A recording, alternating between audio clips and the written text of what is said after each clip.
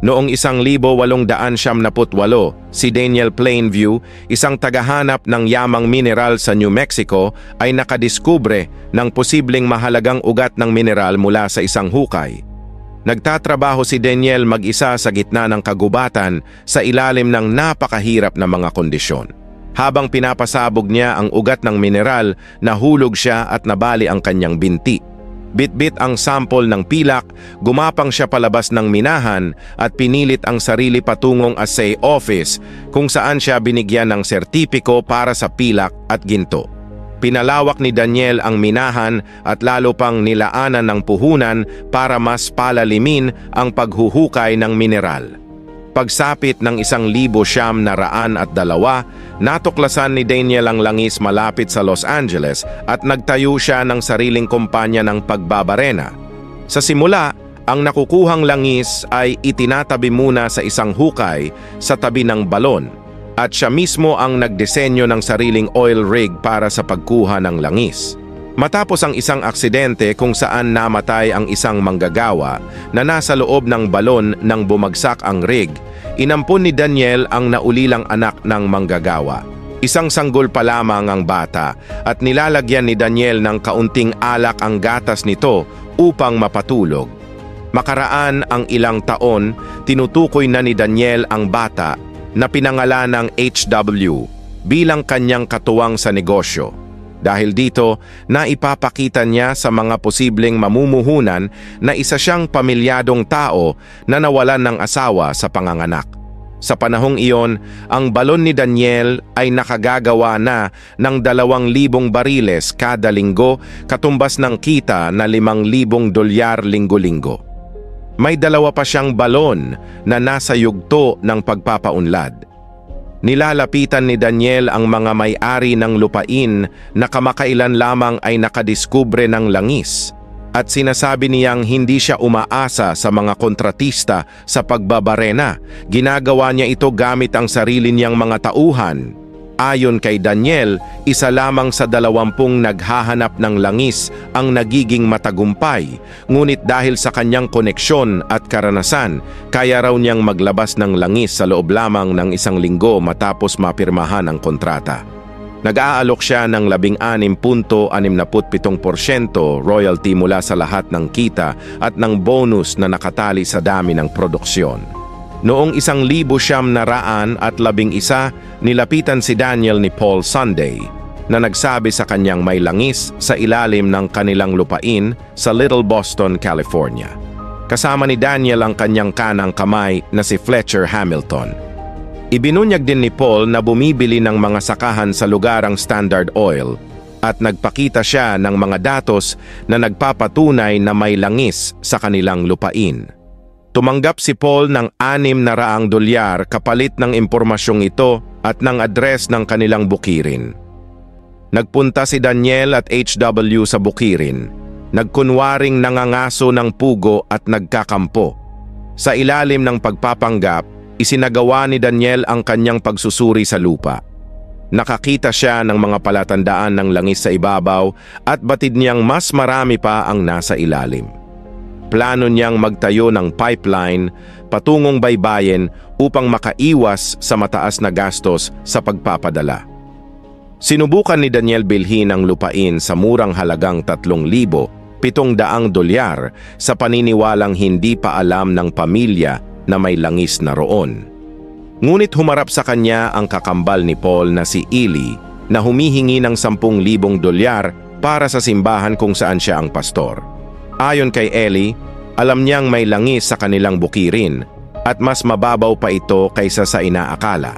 Nagkasundo sila sa halagang $5,000 na ibabayad kapag nagsimula ng mag-produce ang balon. Sa mga sumunod na araw, nakuha ni Daniel ang lahat ng karatig lupain, maliban sa isa, ang kay William Bandy. Nagsimula na ang produksyon ng langis, ngunit isang aksidente ang kumitil sa buhay ng isang manggagawa. At dahil sa isang gas blowout, nabingi si HW, isinisi ni Eli ang mga sakuna sa kakulangan ng basbas sa balon. Tumanggi si Daniel sa alok ni Eli na basbasan ang balon noong araw ng pagbubukas nito sa harap ng buong bayan. Nang singilin ni Eli ang $5,000 na utang pa ni Daniel, binugbog siya ni Daniel at lubos na ipinahiya. Sa hapagkainan, pinagalitan ni Eli ang kanyang ama dahil sa pagtitiwala kay Daniel. Isang araw, may lalaking dumating sa tahanan ni Daniel na nagsasabing siya raw ay kalahating kapatid niya, si Henry. Kinuha siya ni Daniel bilang kasama at naging malapit ang loob nila sa isa't isa. Subalit sinunog ni HW ang kanilang bahay sa tangkang patayin si Henry. Sa galit, ipinadala ni Daniel si HW sa isang paaralan para sa mga bingi sa San Francisco. Isang kinatawan ng Standard Oil ang nag-alok na bilhin ang lokal na interes ni Daniel, ngunit mas pinili ni Daniel ang makipagkasundo sa Union Oil at nagsimulang magtayo ng pipeline patungong baybayin ng California, kahit na nananatiling balakid ang bukirin ng pamilyang Bundy. Habang inaalala ang kanyang kabataan, naging kahina-hinala si Daniel sa kwento ni Henry. Isang gabi, tinutukan niya ito ng baril at kinuwestiyon. Inamin ni Henry na hindi siya tunay na kapatid, kundi isang kaibigan ng tunay na Henry na namatay sa tuberculosis. Nalaman niya ang tungkol sa buhay ng yumaong Henry mula sa kanyang personal na journal.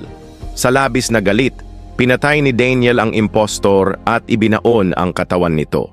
Kinabukasan, ginising siya ni William Bundy na alam ang nangyari kinagabihan at hinihiling na magsisi si Daniel. Humihiling din si Bundy na magpabinyag siya bilang kondisyon upang payagan siyang itayo ang pipeline sa kanyang lupa. Sa simbahan, bilang bahagi ng binyag, pinahiya siya ni Eli, sinampal, at pinilit na aminin sa harap ng kongregasyon na kanyang pinabayaan ang anak. Ipinahayag ni Eli na magbibigay si Daniel ng malaking donasyon sa simbahan. Sa pagbubukas ng pipeline, pinabalik ni Daniel si HW kahit nagalit pa rin ito, at si Eli naman ay umalis patungo sa gawain bilang misyonero. Pagsapit ng 1,927, nagpakasal si HW kay Mary, ang kapatid ni na Eli at Paul.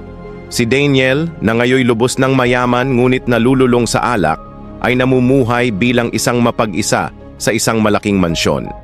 Sa tulong ng isang tagapagsalin sa wikang senyas, hiningi ni HW na buwagin na ang kanilang ugnayang pangnegosyo upang makapagsimula siya ng sariling kumpanya ng langis sa Mexico. Matinding galit ang naging tugon ni Daniel, minura niya si HW, pinagtawanan ang kanyang pagkabingi, at isiniwalat ang totoo nitong pinagmulan bilang isang ulila. Tumugon si HW ng may dignidad, pinasalamatan ng Diyos na wala siyang kahit anong bahagi ni Daniel sa kanyang pagkatao at umalis. Dumating si Eli upang dalawin si Daniel na noon ay lasing sa kanyang pribadong bowling alley. Si Eli, na isa na ngayong tagapangaral sa radyo, ay inalok si Daniel ng karapatang mag-drill ng langis sa lupain ni William Bundy na kamakailan lang ay namatay. Pumayag si Daniel sa kondisyon na itatwa ni Eli ang kanyang pananampalataya at sirain ang sariling kredibilidad. Napilitan si Eli na sundin ito. Ngunit inamin ni Daniel na wala ng halaga ang lupain dahil nakuha na niya ang langis nito sa pamamagitan ng slant drilling mula sa mga karatig lupain. Nayanig si Eli, inamin na siya ay lugmok sa utang at moral na naligaw. Tinukso siya ni Daniel, hinabol sa bowling alley, at sa huli, pinatay gamit ang isang bowling pin.